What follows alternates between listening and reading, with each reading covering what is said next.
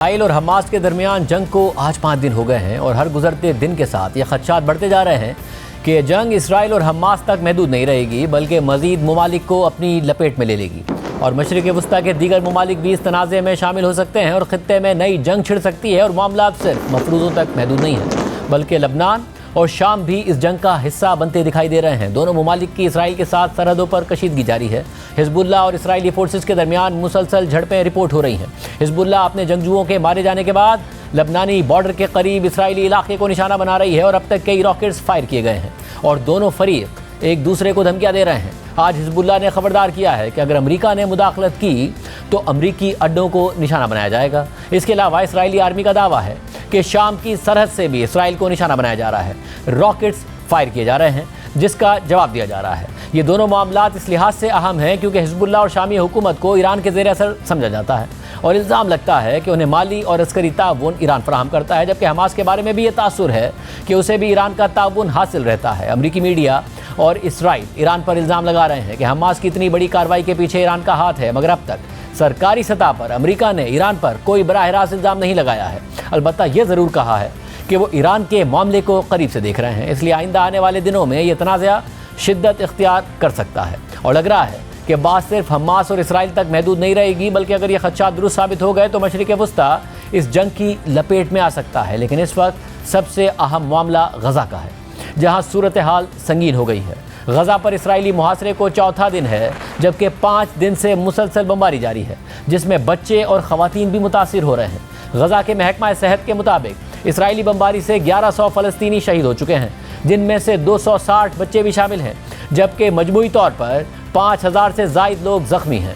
آپ کے سامنے اسکرین پر جو ویڈیو چل رہی ہے وہ غزہ کی ایک رہائشی عمارت کی ہے جس پر اسرائیل نے بمباری کی تھی، جس کے بعد زخمی بچوں اور خواتین کو باہر نکالا جا رہا ہے۔ اس کے علاوہ متعدد فوٹیجز سامنے آ رہی ہیں جس میں غزہ میں اسرائیلی بمباری کی وجہ سے ہونے والی تباہی کو دیکھا جا سکتا ہے۔ اہم بات یہ بھی ہے کہ فضائی اور سمندر سے بمباری کے بعد اسرائیل نے غزہ میں زمینی آپریشن کی دھمکی دے دی ہے اور اپنے 3 لاکھ ریزرو فوجی غزہ کی سرحد پر بھیج دیے ہیں۔ غزہ میں اسرائیلی بمباری سے اسلامک یونیورسٹی کے کچھ بلاکس، رہائشی عمارتیں اور بازار ملبے کا ڈھیر بن گئے ہیں اور بے گھر افراد کی تعداد 2,60,000 سے زیادہ ہو گئی ہے۔ صرف یہی نہیں، غزہ میں انسانی بحران سنگین ہوتا جا رہا ہے۔ اسرائیل پہلے ہی غزہ کو بجلی کی سپلائی بند کر چکا ہے اور اب غزہ میں موجود واحد پاور پلانٹ کا ایندھن بھی ختم ہو چکا ہے جس کے بعد غزہ میں بجلی کا نظام مکمل طور پر معطل ہو گیا ہے اور اسپتالوں کا انحصار ایمرجنسی جنریٹرز پر ہے جو زیادہ سے زیادہ 2 دن سے 4 دن تک چل سکتے ہیں۔ غزہ کے سب سے بڑے اسپتال الشفا کی انتظامیہ کے مطابق اسپتال میں اب صرف چند گھنٹوں کی بجلی کا انتظام رہ گیا ہے۔ اس کے علاوہ غزہ کے رہائشیوں کو پانی اور خوراک کی فراہمی بھی بند ہے۔ اسپتال اور طبی مراکز میں دوائیوں اور ضروری اشیاء کی انتہائی قلت ہے اور سپلائی ختم ہونے کے قریب ہے۔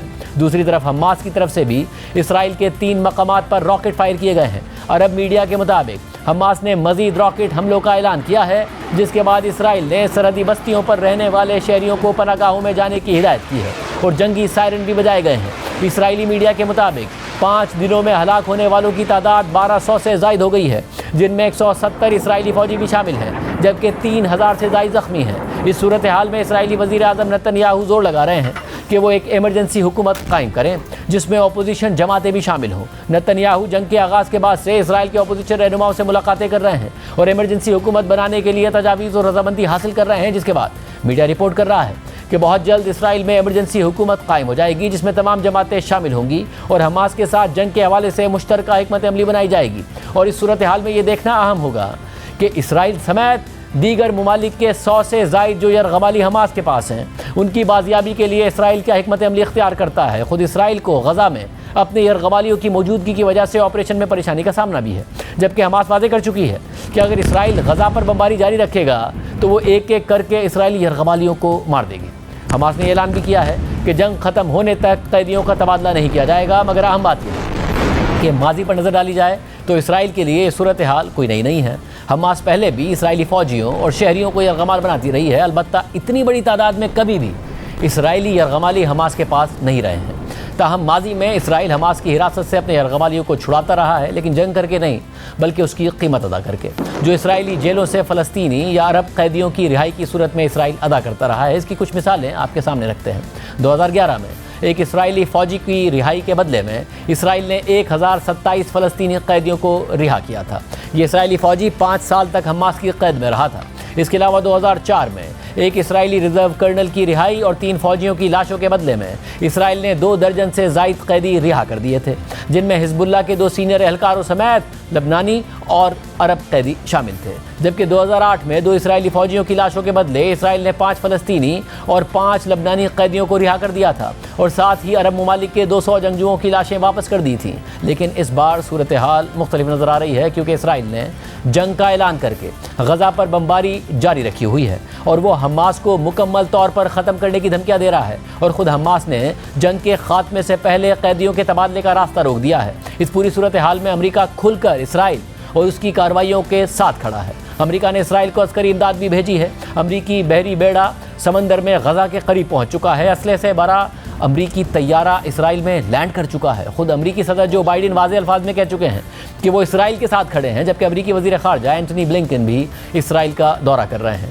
اہم بات یہ بھی ہے کہ امریکی میڈیا اور اسرائیل کے برعکس امریکی حکام نے حماس کے اسرائیل پر حملے کے بعد ایران پر کوئی براہ راست الزام نہیں لگایا ہے، اور خود ایران بھی ان الزامات کی تردید کر رہا ہے۔ مگر حالات جس طرف جا رہے ہیں اس سے جنگ کے دائرہ کار میں پھیلاؤ کا خدشہ پیدا ہو گیا ہے، جس کے مشرق وسطیٰ سمیت پوری دنیا میں منفی اثرات ہو سکتے ہیں۔ اسرائیلی وزیر اعظم نے یہ دھمکی دی ہے کہ حماس کے حملوں پر اسرائیل کا رد عمل مشرق وسطیٰ کو بدل کر رکھ دے گا۔